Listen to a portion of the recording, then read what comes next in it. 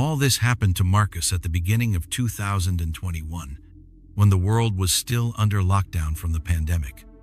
Everyone was at home, staying isolated from any kind of contact and waiting for the uncertainty to pass. But Marcus, a 33-year-old backpacker and individual camper, saw this as an opportunity. He had always been a peaceful man in nature, so he decided to go and spend some time in the great outdoors, far from the noise of the world and of his own existence. He selected Silver Pine Forest, a remote parcel just outside of Ashford, Oregon. It wasn't a national forest, but it was isolated, beautiful, and serene, exactly what he was searching for. In 2020, something had occurred at Marcus's workplace, something that altered his life. Without being too descriptive, the consequences of a mistake he had made had financially hurt many individuals. His credibility suffered, and soon enough, resentment became harassment. He was forced to vacate his previous apartment, abandon his telephone number, and ultimately resign from work. He went off the grid in every possible way, but for a certain amount of time, unknown variables would still be blowing up his phone. Some were threatening. He never had any idea if it was one or several. For a little while, it stopped, and he was happy. Maybe they moved on. Maybe they lost interest. Whatever the case, the quiet was welcome. He was not working, trying to find some quiet time, which allowed him the leisure to fill up his truck and drive to several forests and parks. The trip to Silver Pine was almost 4 hours. No one was there when he arrived. That wasn't surprising. Lockdown was still on, and it was winter mid-season. There was a 1/4-inch layer of snow covering the ground, hard enough to crack with each step. The air stung, but the woods were beautiful. When he hiked several miles up into the trees, Marcus picked a clearing near a creek running gently. Even in winter, the creek still flowed, wasn't frozen, and it put out this soothing, natural melody that made him feel grounded. He chose a thicket a little away from the track, pitched his tent, hacked some firewood, and lit a fire. Later, he cooked some sausages on his camping stove and settled in to read a book using the firelight. It was peace he had not known for years. As night drew in, the temperature dropped and the light was snuffed out suddenly. He donned his headlamp and got a couple of hits off of a joint, trying to unwind some more. Just as the weed just started to take effect in his system, his phone rang in his jacket pocket. Weird. No one ever texted him but his family anymore. While he checked, his stomach turned. A series of messages from a number he did not recognize came through. The 475 area code was Connecticut. He had no one from there. The first message asked how his camping trip was going. The second message told him how beautiful it was there. The third gave him the chills. "I see why you came up here." He was there. If the first message had been some sort of random check-in, he might have thought it had been one of his relatives. But this was a person who was there, someone who could see him. The marijuana was doing nothing for his anxiety. Panic was setting in as he stood up and looked out into the woods in a full circle. He didn't notice anyone, but that only made him worse. Marcus unrolled his pack and pulled out his P365 pistol, which he'd bought months ago for protection, but never actually used. Holding it was even making him feel a little less vulnerable. He would normally have put the fire out before going to bed, but the thought of total darkness unnerved him. So he crawled into his sleeping bag inside the tent and let the fire die down. He tried to distract himself reading his book, but his thoughts were too filled with the texts. His eyes kept drifting over to his phone, waiting for some response that never materialized. So he gave up reading and went to YouTube, letting random videos play so he could pass the time in silence. What irony is this? As he ended up watching a true crime documentary, not maybe the most optimal viewing under the circumstances. Just when he was starting to unwind a little, there was another message. It was a reply to the last one he'd sent, asking who it was. The reply was, "Doesn't matter anymore." His chest tightened again. He replied, asking how they'd known where he was camping. There was no reply to that one either. The fear was almost unbearable now. Was this some kind of joke? Was it one of the people who had bullied him before? And if so, how did they discover where he was? That was the most disturbing question of all. Another hour. The fire outside had dwindled to nothing near complete extinction, and the forest silence was oppressive. No bugs, no birds, just wind and quiet. Whenever a video on his phone finished, the quiet pushed down even more. And then it occurred. Footsteps. Footsteps of a human. Ones that were slow and measured, crunching in snow just outside his tent. They moved closer until they paused somewhere about 6 feet away. Marcus gripped his gun hard. He did not catch his breath. A fleeting flash of light shone through the tent material. A flash or someone taking a photograph. Then, silence again. Several seconds passed before he heard the feet move away. Then, his phone rang. It was from the same number, a photograph of his tent, taken a moment before it burst. Another text. "Have a good night's sleep." That was it. Something inside Marcus snapped. Maybe fear, maybe adrenaline. He opened the tent zipper, stepped out into the cold night, and fired 2 rounds into the air. In the distance, he heard someone running away, the sound of their boots fading fast. He yelled out into the darkness, a warning to whoever was left out there. He slept little afterward. The fear stuck with him like smoke, refusing to let him sleep as he lay staring up at the ceiling of his own tent. At last, morning arrived, and daylight was a lifeline. Whoever was following him out there clearly wasn't expecting him to be armed. That, in Marcus's opinion, is what sent them running. He never got another text from that number. In fact, 5 years have passed since that night, and the harassment stopped altogether. It was the first time he ever fired that gun, and he was hoping it would be the last. It was still a nightmare night, one that could have easily ended a lot worse were he not prepared.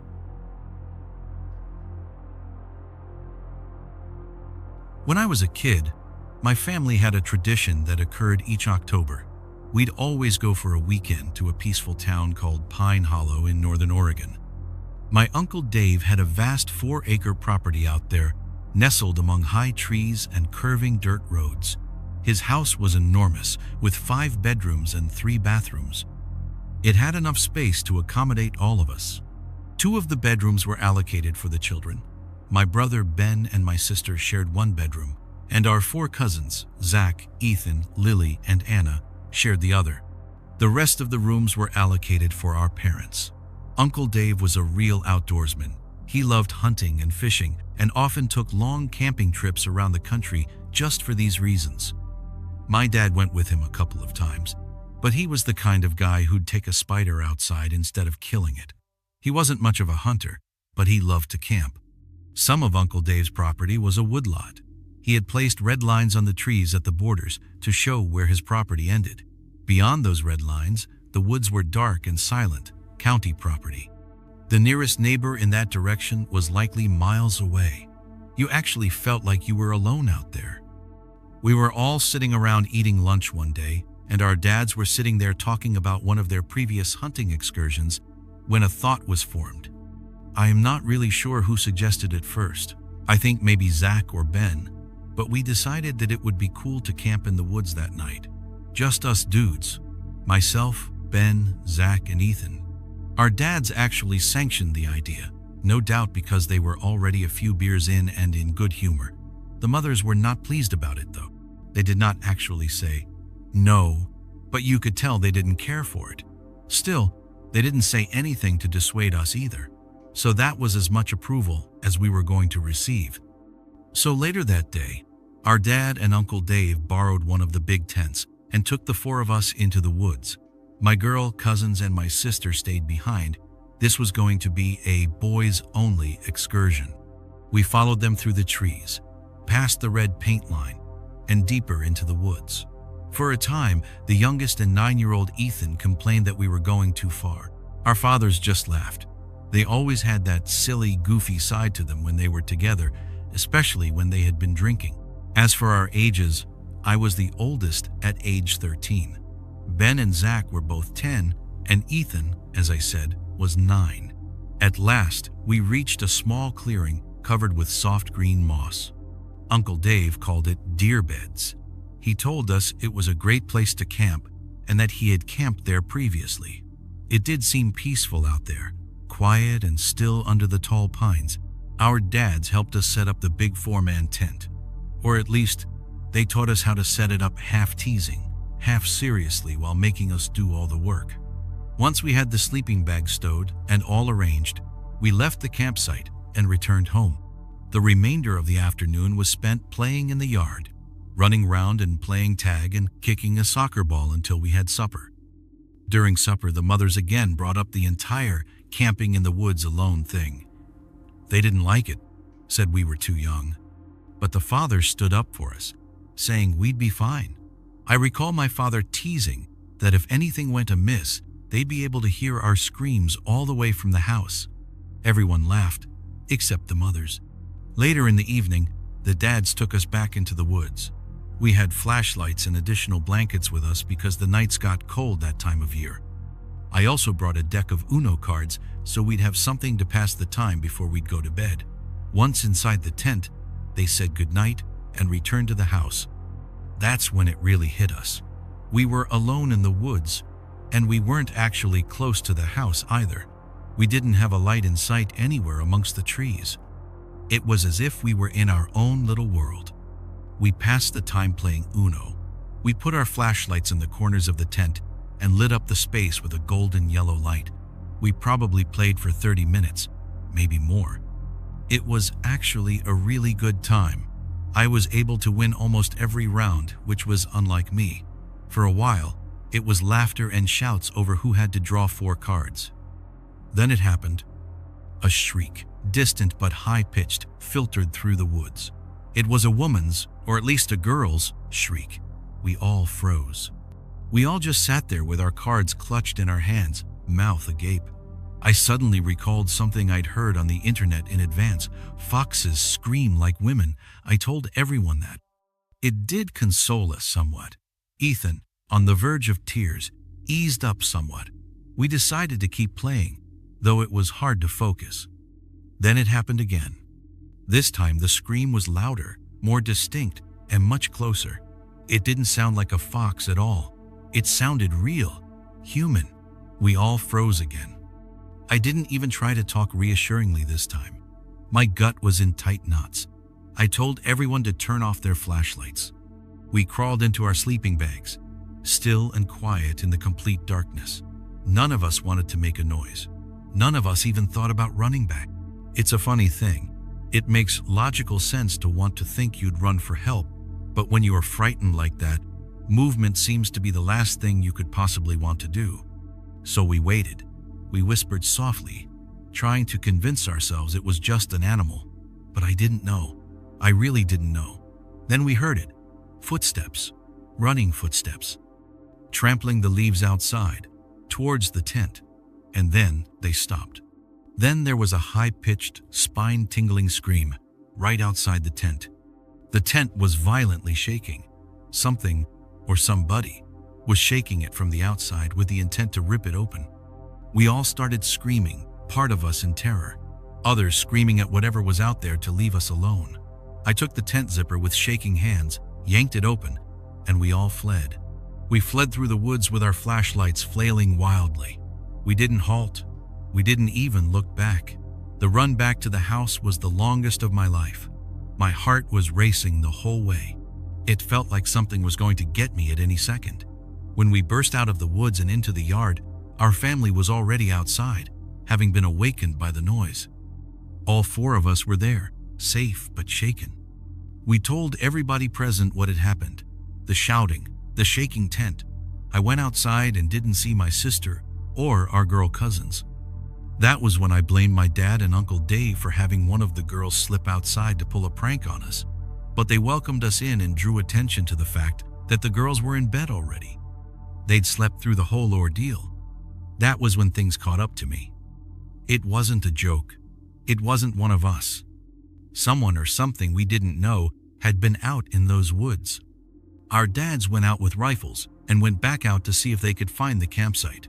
They were out for a long time. When they returned, they said they hadn't seen anyone. The next day, We all went out together and packed up the tent. Nobody really said much. Everybody was still tense. We brought everything back to the house. That was the last that we ever camped out in those woods. Honestly, we didn't even play outside at night anymore. Not after that. Even today, I can't tell you who was out there, or why they screamed, or what they were trying to do. All I know is that they existed. They were near. And that night, we were lucky. Extremely lucky.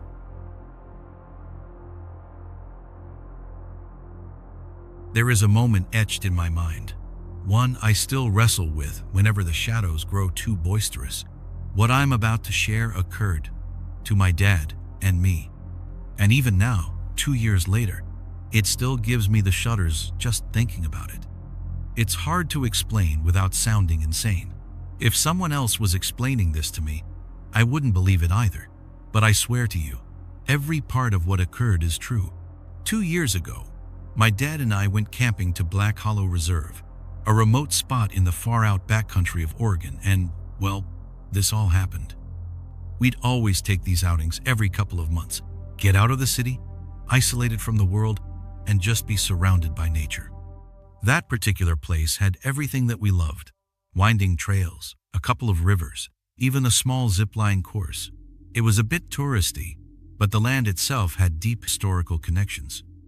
It was Native American country years back, before anyone installed signs and benches. Our first night at Black Hollow was peaceful, almost kind of perfect. There were other families scattered around the campsite, kids running in and out among the trees, fires smoldering every direction. People laughed, cooked, told stories. It was the kind of picture that makes you think camping is enchanted. We grilled hot dogs over the fire, toasted marshmallows, and my dad cracked open a few beers, chatting with a couple from the site to our left. No big deal, just a family-oriented start to the weekend. Then there was the second night, and then things changed. That evening, we stopped by the ranger station to ask about area trails, and one of the workers remarked peculiarly, we were the sole individuals to book a position that night. We were actually thrilled at first. We jibed one another about having the whole forest all to ourselves, us, trees, and the stars.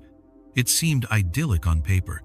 We headed out hiking on some of the less popular trails, had a peaceful riverside fishing area, and even had a lay in the grass for a while, listening to a creepy podcast. For fun.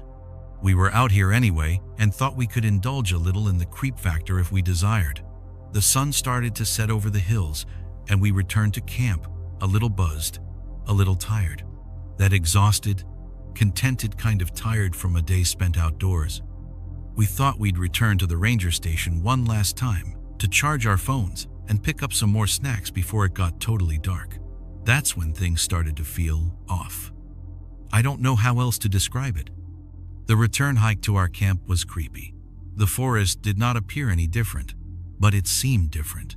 The air felt heavier. The light had this odd color, as if the sun was not setting the way it was expected to, as if twilight kept repeating itself. My dad glanced at me and explained that it was like a dream, and he wasn't wrong. There was just a feeling to it that wasn't quite real. It felt as though we were hiking in a place that we had been before, though it wasn't quite the same. We kept on walking, barely saying anything. The two of us looking back over our shoulders as if we were expecting to see something. We didn't, but the feeling didn't go away. When we went back to camp, we hung around the fire. We never spoke about the strange atmosphere. It was like we had all collectively just decided to pretend it wasn't there, seeing if it would somehow go away by itself. We toasted additional marshmallows, rocked out to music from my dad's phone, and even did a small amount of weed in hopes of shaking the feeling. But when the fire was the only thing lighting us up, and all else was as black as coal, then that anxiety intensified. I think it must have been around 9 o'clock when we first heard the boom.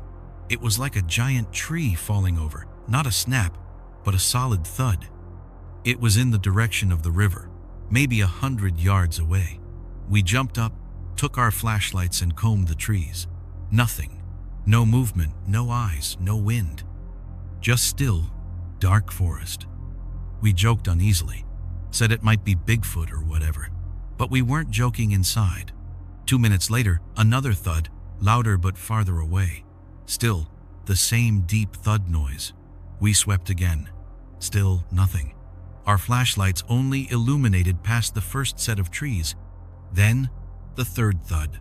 Closer. Much, much closer. That's when fear really set in. Whatever was making that sound was circling our camp in a loop. We didn't speak much after that, just listened. And then, the fourth bang.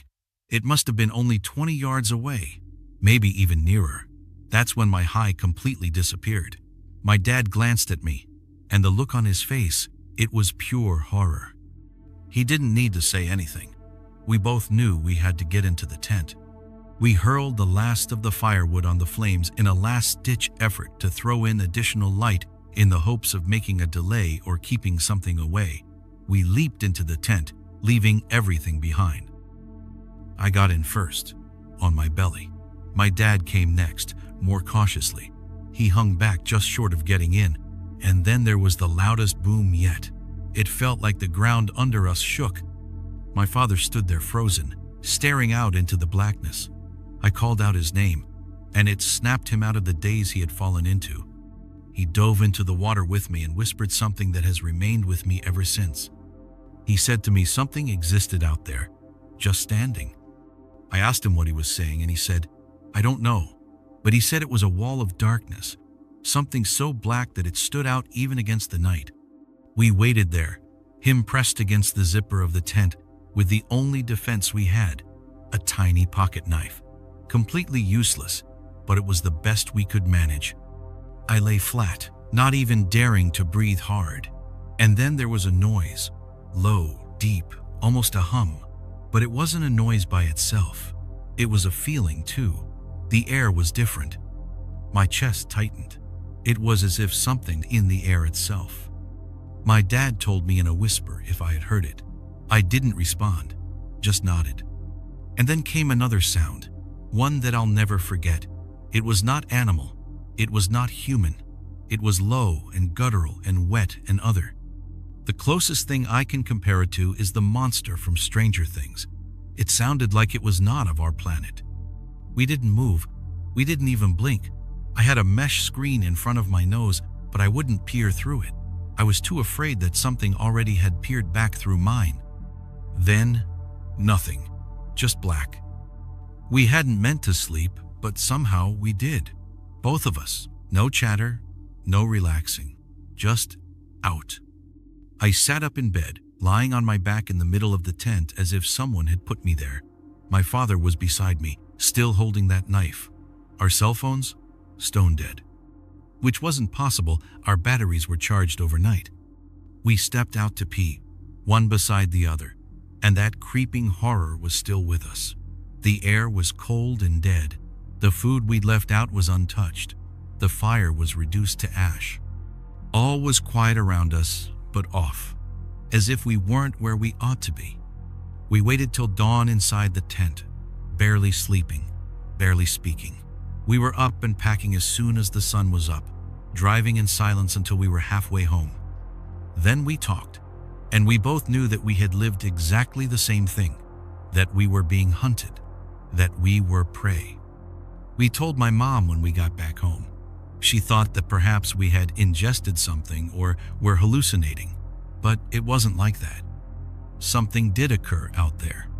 Whatever it was, my dad witnessed. He came closer than I did, and to this day, he still can't figure it out. Just that it wasn't human, and it wasn't natural. We never went back to Black Hollow, and we never camped after that. I don't think we ever will.